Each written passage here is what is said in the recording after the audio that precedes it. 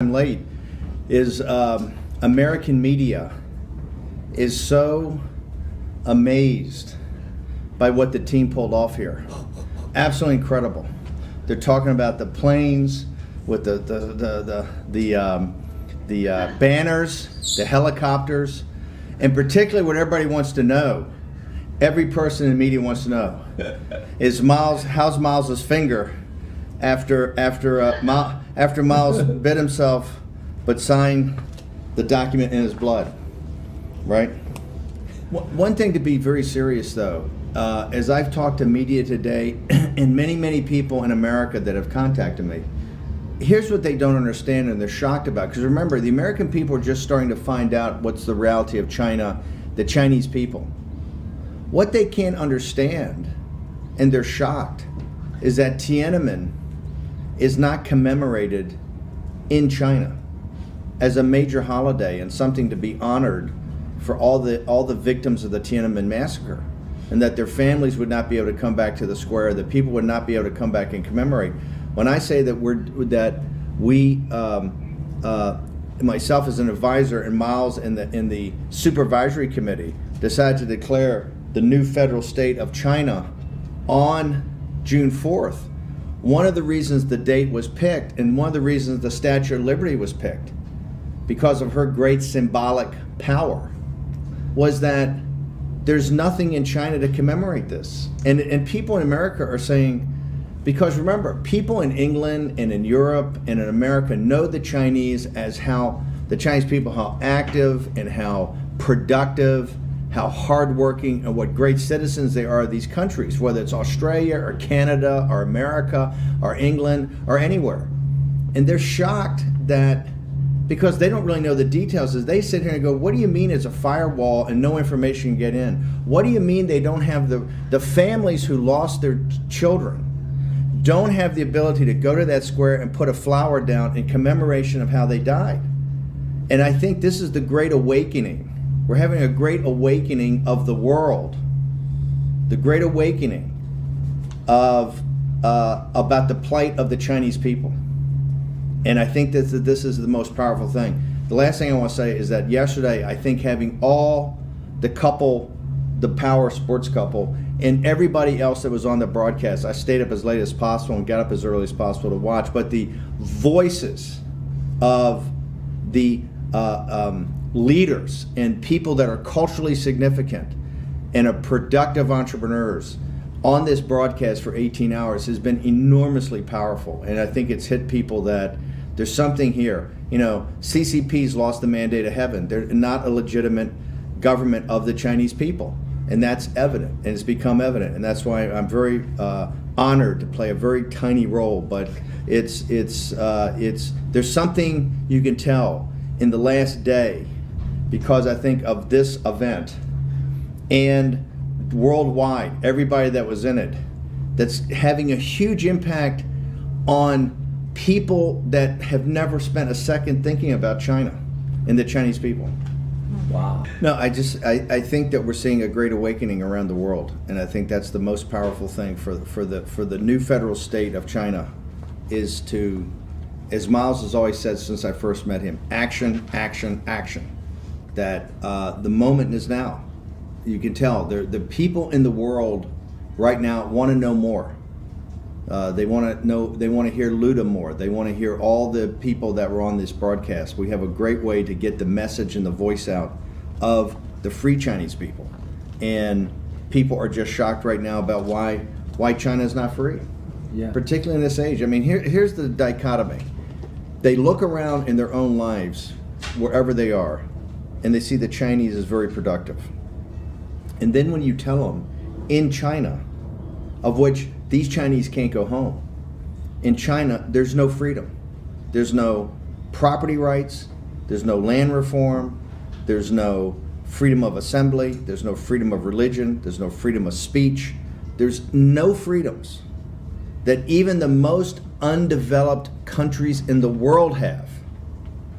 And you don't have them in China, given the quality and the hard work and the greatness of the Chinese people. It's just not acceptable. It's not acceptable in the 21st century. and it's the great work. I think only the Chinese people can free themselves, but I think you're seeing the rest of the world's going to unite to support the Chinese people and their freedom. And I think it's going to be a great struggle, but there's no doubt after last night and today, there's no doubt who's going to win. It's just a matter of getting it done now. I just want to tell one story. In this, to grab the world's attention and to make it meaningful and big so that everybody understands it and it breaks through all the media cluster. That's why my younger brother Miles is so important. We come out here yesterday in front of the Statue of Liberty, which is one of the most sacred places in America, right? Because this is where everybody, Ellis Island, where the immigrants came, is right next to us, and this beautiful Statue of Liberty that was given to us by the people of France. We're coming out here yesterday on the Lady May, and the clouds are very dark. And I just said to Miles, we're really going to have rain, very heavy rain, and very big thunderstorms for the next couple of days. And because I thought we were broadcast, as we normally do, from inside the Lady May's pilot house, which is sheltered from the elements. And Miles goes, "Oh, that's not that can't happen." And I go, "Well, why, Brother Miles?" And he says, "Well, I can't tell you because it's a surprise." I don't want to tell anybody because it's going to be a surprise to you. And I go, "Well, Miles, do we have to be outdoors because it's going to be raining quite hard and it'll be a lot of lightning and thunder?" And he goes, "Oh yeah, no, we can't have that. It's going to be all outdoors." And I go, "Well, Miles, Brother Miles, that's not going to happen because we're going to have this huge thunderstorm. The clouds are very black."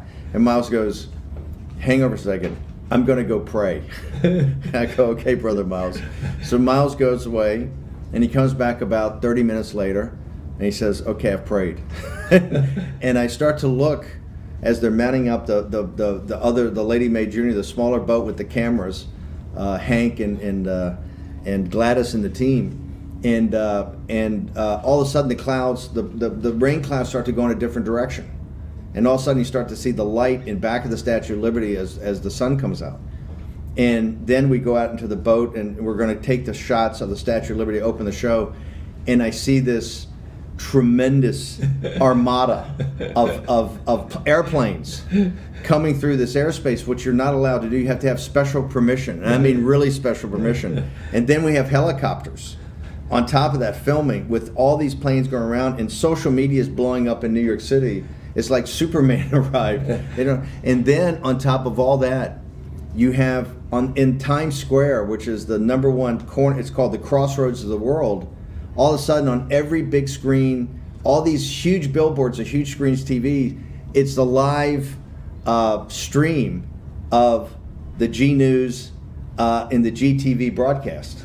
It was just incredible, and everybody was talking about it on news. They were talking about it. It just captivated the city. But it was brilliant in the fact that it galvanized everybody, because everybody said, "Well, what's going on?" And they said, "Well, it's Tiananmen Square, right? It's a commemoration of Tiananmen Square, an announcement of a new government for China." And people go, "What are you talking about?" It's an announcing of a new government of what?